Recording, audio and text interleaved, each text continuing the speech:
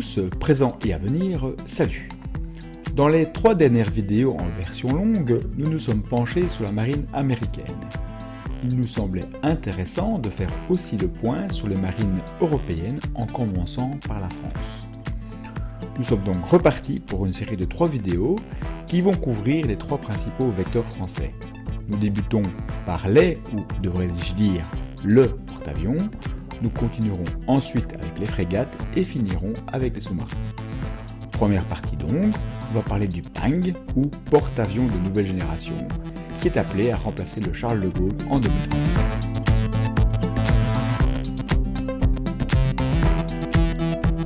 Nous avons structuré cette vidéo sur les points suivants. On va d'abord regarder le contexte, et puis on se penchera sur les caractéristiques de ce nouvel porte-avions. On regardera la partie aviation, la partie propulsion, la partie équipage, et nous conclurons enfin par une comparaison.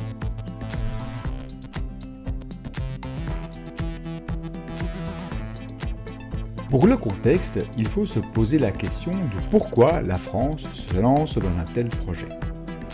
Ces différents investissements vont être discutés lors de la présentation de la future loi de programmation militaire entre 2024 et 2030. Vu les montants mis en jeu, et que nous détaillerons dans cette présentation, les débats risquent d'être intéressants. D'un côté, face à une crise sanitaire, financière et une inflation qui explose, est-ce bien raisonnable de faire tout cela? De l'autre, comment garantir une place, même petite, à l'Europe et à la France face au retour des grands conflits? N'oublions pas que la France et ses territoires dans presque tous les océans est la 2e nation maritime du monde, derrière les États-Unis, mais devant l'Australie. La position de la France comme puissance géopolitique apparaît souvent comme contradictoire. D'une part, elle est perçue comme un partenaire fiable, respecté au plan militaire et écouté au plan international. D'autre part, la France est souvent soupçonnée de jouer sa propre carte et de chercher à affaiblir l'OTAN, en particulier lorsqu'elle plaide pour l'autonomie stratégique et la défense européenne. Or, le Sénat français reconnaît clairement qu'en termes opérationnels, tout engagement significatif est inconcevable sans les États-Unis, qu'il s'agisse du transport logistique, d'imagerie, de ciblage et de renseignement. La fin tragique des opérations françaises dans les années 50 et 60 l'ont suffisamment démontré, que l'on parle de Dien Bien Phu, où les USA ont refusé d'apporter leur soutien logistique, alors qu'ils avaient 2 groupes aéroportés dans la mer de Chine, ou que l'on se souvienne des opérations du canal de Suez, où même avec l'allié britannique et les Israéliens, l'échec était au tournant, non pas militairement, mais diplomatiquement. C'est un positionnement d'équilibriste.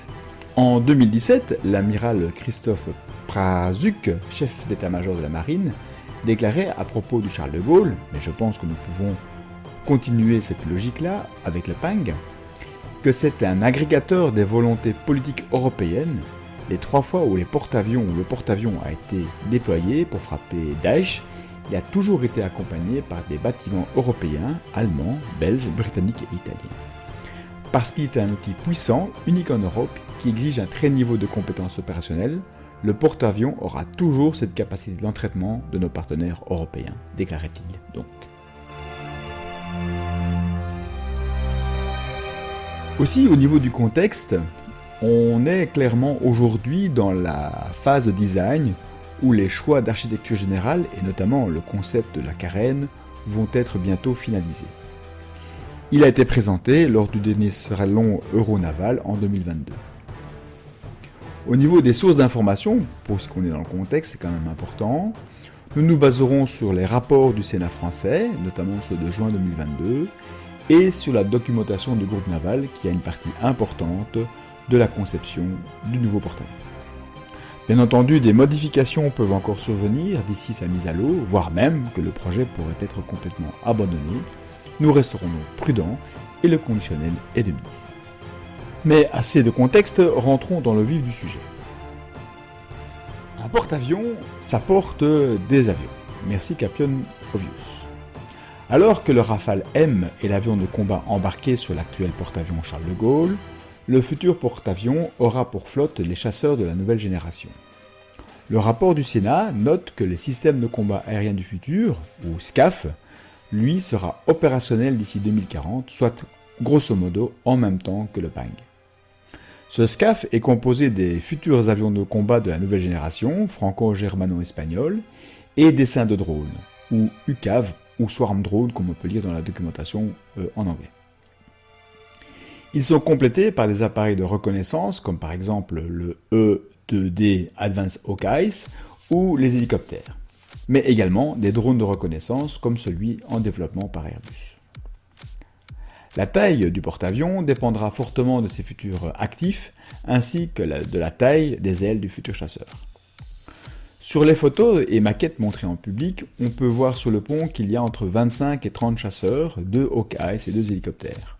On devrait donc être à une quarantaine d'avions, sans compter les drones. Quand on parle de la partie aviation, et qu'on parle d'un porte-avions, il y a la réflexion autour de la catapulte.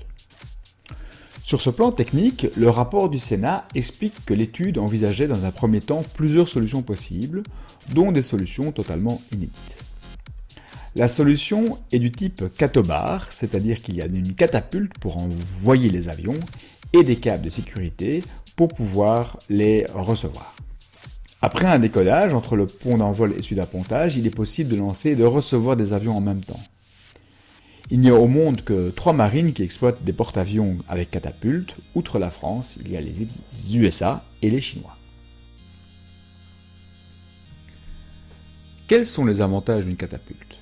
La catapulte permet d'opérer des avions avec un poids plus élevé. L'US Navy exploite les F-18 Super Hornet qui pèsent environ 30 tonnes, tandis que les ski jump, qu'on voit dans d'autres marines, en revanche, limitent le poids de l'avion à aux environs de 25 tonnes, comme c'est le cas pour la marine indienne qui exploite des MiG-29K depuis son porte-avions. Deuxième avantage, le lancement par catapulte offre plus d'options. Il peut fonctionner dans une plus large gamme de conditions de mer par rapport au ski jump. Troisièmement, la catapulte permet un taux de décollage nettement plus élevé, ce qui signifie une génération de sorties plus élevée. Quatrième avantage, la catapulte permet le lancement d'avions de soutien, comme les Hawkeyes, qui ont un faible rapport poussée-poids, qui ne pourraient pas décoller par leurs propres moyens. Et cinquièmement, le ski jump occupe de l'espace de deux manières. Premièrement, l'espace physique sur le pont avant, alors que les avions peuvent être garés sous les catapultes lorsqu'elles ne sont pas utilisées. Ensuite, la course requise par l'avion pour son décollage requiert plus d'espace, ce qui limite le nombre d'avions sur le pont.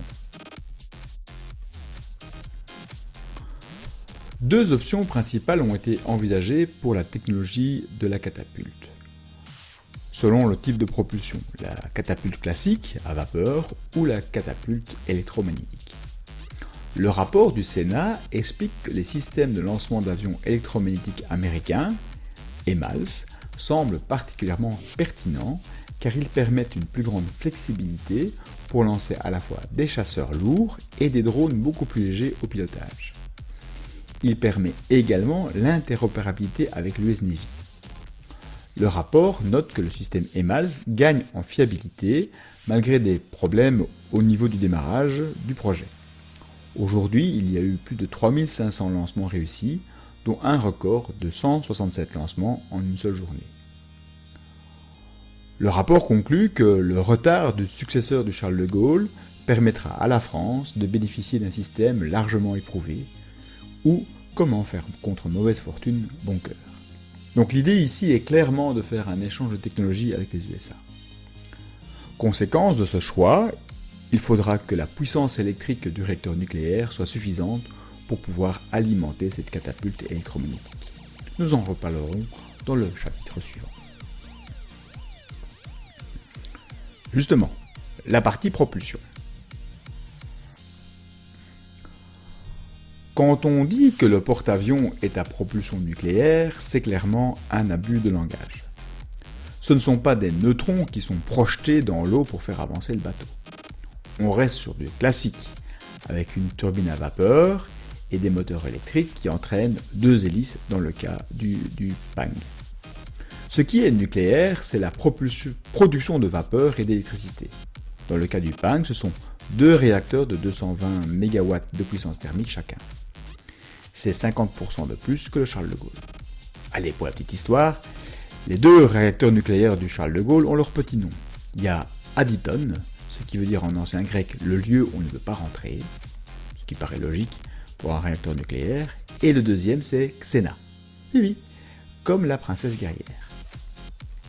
Le Pang devrait pouvoir atteindre un minimum de 50 km/h, soit 27 nœuds, avec cette puissance.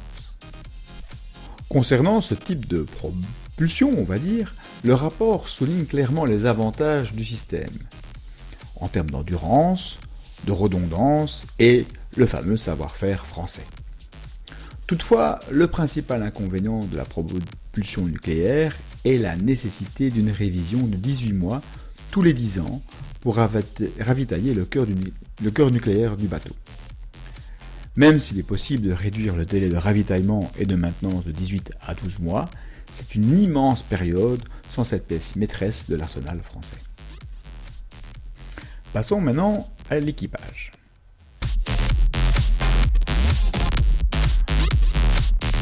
Le rapport du Sénat appelle également à la nécessité d'améliorer les conditions de vie à bord du Pang, par rapport au Charles de Gaulle, et explique que son équipage de marins, donc hors personnel dédié à la flotte aérienne, sera réduit d'environ 10% par rapport au porte-avions existant. On est donc sur un équipage d'environ 1080 personnes. À titre de comparaison, les porte-avions de la classe Queen Elizabeth opèrent avec un équipage de 670-680 marins.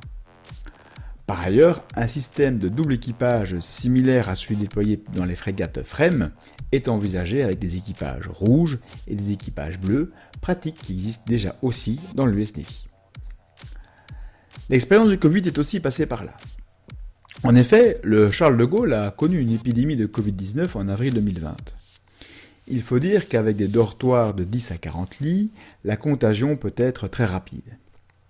De ce retour d'expérience, le Pang devra avoir des chambrées de 4 à 8 personnes. Il est temps de conclure par la comparaison avec d'autres porte-avions. La taille du Pang va tourner autour de 280 à 300 mètres de longueur, avec un déplacement d'environ 70 000 tonnes. Selon les rapports du Sénat, ce poids est bien supérieur au poids des porte-avions actuels, de 43 000 tonnes et de 261 mètres. Ils sont également légèrement supérieurs au poids des porte-avions britanniques de la Royal Navy, qui eux pèsent 70 500 tonnes. Cependant, le Pang reste plus petit que les porte-avions de la classe Gerald Ford de l'US Navy, qui eux sont aux alentours de 100 000 tonnes en pleine charge. En termes d'emport, ces porte-avions peuvent transporter presque le double d'avions comparé aux bâtiments européens. Et en plus, il est prévu que l'US Navy ait une dizaine de porte-avions classe Gerald Ford, alors qu'il n'y aura qu'un seul Pang. L'US Navy aura donc pour de nombreuses années encore la suprématie dans ce domaine. Idéalement, il faudrait 2 Pang, notamment pour faire face à la durée de la maintenance que je vous expliquais tout à l'heure. Mais à plus de 5 milliards d'euros hors avion et hors dépassement, mais là je persifle, c'est beaucoup pour la France seule. Sans compter que ce personnel qui va devoir faire tourner ce bateau, personnel hautement qualifié, ne se trouve pas sous les pieds d'un cheval et que l'on n'attire pas des abeilles sans miel. Et promis, j'ai fini avec les métaphores. C'est chouette comme métaphore, non? C'est pas une métaphore, c'est une périphrase. Oh, fais pas chier. Ça, c'est une métaphore. C'est d'ailleurs la fin de cette vidéo. Je vous souhaite une bonne journée ou une bonne nuit, c'est selon.